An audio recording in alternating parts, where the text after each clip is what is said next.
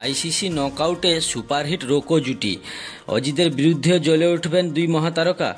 তার আগে বিস্তারিত যাওয়ার আগে ভিডিওটিকে একটি লাইক করে প্লিজ চ্যানেলটিকে সাবস্ক্রাইব করবেন। বন্ধুরা, গতবার আইসিসি নকআউটে ভারত ও অস্ট্রেলিয়ার মুখোমুখি সাক্ষাৎকারে কিন্তু ভারতীয় দলের স্বপ্নভঙ্গ হয়েছিল, কিন্তু চ্যাম্পিয়ন্স ট্রফিতে এখনও অপ্রতিরোধ্য ভারতীয় দল। নাগাড়ের দ্বিতীয় আইসিসি ট্রফি জয়ের লক্ষ্যে এগিয়ে চলেছে ভারতীয় দল, তবে তাদের পথে কাঁটার এক চেনা প্রতিদ্বন্দ্বী। চ্যাম্পিয়ন্স ট্রফিতে এখনও পর্যন্ত অপ্রতিরোধ্য ভারতীয় দল আজ সেমিফাইনালে অস্ট্রেলিয়ার মুখোমুখি হচ্ছে। শেষবার আইসিসি টুর্নামেন্টে অপ্রতিরোধ্য ভারত অস্ট্রেলিয়ার বিরুদ্ধে যখন মাঠে নেমেছিল তখন ফলাফল কী হয়েছিল সকলেরই জানা।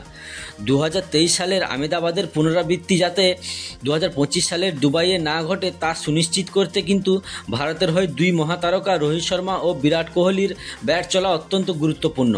টিম ইন্ডিয়ার দুই সিনিয়র তারকা কিন্তু বেশ ছন্দেই রয়েছেন। অবশ্য নিউজিল্যান্ড ম্যাচে তারা কেউই রান পাননি, তবে আইসিসি নকআউটে রোকো জুটির রেকর্ড কিন্তু বেশ ঈর্ষণীয়।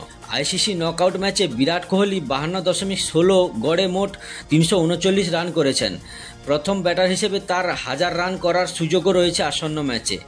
আইসিসি নকআউটে বিরাটের পরেই সর্বকালের দ্বিতীয় সর্বোচ্চ রান সংগ্রাহকের নাম রোহিত শর্মা। ভারতীয় অধিনায়ক 43.33 গড়ে মোট 780 রান করেছেন, অর্থাৎ বোঝাই যাচ্ছে দুজনের রেকর্ড দুরন্ত। ওয়ানডেতে দুই দলের মুখোমুখি লড়াইয়ে অজিরা এগিয়েছে। ভারতের 57টি জয়ের জবাবে অজিরা 84টি ম্যাচ জিতেছে, তবে চ্যাম্পিয়ন্স ট্রফির নকআউটে দুই দলের একমাত্র ম্যাচে জয়ী হয়েছিল ভারত। তাই মঙ্গলবার নিঃসন্দেহেই এক হাড্ডাহাড্ডি ম্যাচ দেখার অপেক্ষায় থাকবেন সকলে। তবে সেমিফাইনালের পিচ নিয়ে অনিশ্চয়তায় রোহিত। নতুন উইকেটে অজিতের বিরুদ্ধে খেলতে নামবে ভারত। এখন প্রশ্ন হলো, এই পিচে কি বরুণ খেলবেন নাকি হর্ষিত? হ্যাঁ বন্ধুরা, রোহিত শর্মা যখন বলেছিলেন আমরা জানি না সেমিফাইনালে কোন পিচে খেলা হবে, তখন তিনি একদম সঠিকই বলেছিলেন, কারণ চ্যাম্পিয়ন্স ট্রফির সেমিফাইনালে অস্ট্রেলিয়ার বিরুদ্ধে ভারতীয় দল একেবারে নতুন পিচে খেলতে নামবে, অর্থাৎ এক অনিশ্চিত যাত্রায় নামতে চলেছে টিম ইন্ডিয়া। কারণ এই ম্যাচের জন্য একেবারে নতুন একটি পিচ প্রস্তুত করা হয়েছে। যারা বলেছিলেন ভারতীয় দল এবারে চ্যাম্পিয়ন্স ট্রফিতে বাড়তি সুবিধা পাচ্ছে, এটা যেন তাদের মুখের উপর একটা জবাব। এর আগে দুবাই আন্তর্জাতিক ক্রিকেট স্টেডিয়ামে ভারতের 3টি ম্যাচ 3টি ভিন্ন পিচে অনুষ্ঠিত হয়েছিল। বাংলাদেশ, পাকিস্তান ও নিউজিল্যান্ডের বিরুদ্ধে আলাদা আলাদা পিচে খেলছিল ভারত। তবে মঙ্গলবারের সেমিফাইনালের জন্য যে উইকেট প্রস্তুত করা হয়েছে সেটি একেবারেই নতুন এবং এর আগে এই পিচ কোনো ম্যাচে ব্যবহৃত হয়নি। এই মাঠের উইকেট প্রস্তুতের দায়িত্বে রয়েছে আমিরাত ক্রিকেট বোর্ড, যারা দুবাই আন্তর্জাতিক ক্রিকেট স্টেডিয়ামের পরিচালনার দায়িত্বে রয়েছে। তবে উইকেট তৈরির বিষয়টি আইসিসির তত্ত্বাবধানে হচ্ছে। এই মাঠের প্রধান কিউরেটর হলেন ম্যাথিউ স্যান্ডেরি, যিনি একজন অস্ট্রেলিয়ান এবং দুবাই স্টেডিয়াম ও আইসিসি একাডেমির পিচ ব্যবস্থাপনার দায়িত্বে রয়েছেন। চ্যাম্পিয়ন্স ট্রফিতে বারবার একই ভেন্যুতে খেলার কারণে ভারত নাকি অন্যদের তুলনায় বাড়তি সুবিধা পাচ্ছে, এমন একটি বিতর্ক তৈরি হয়েছে। তবে ভারতীয় অধিনায়ক রোহিত শর্মা এই দাবি উড়িয়ে দিয়ে বলেছেন, এটি আমাদের ঘরের মাঠ নয়, এটি দুবাই।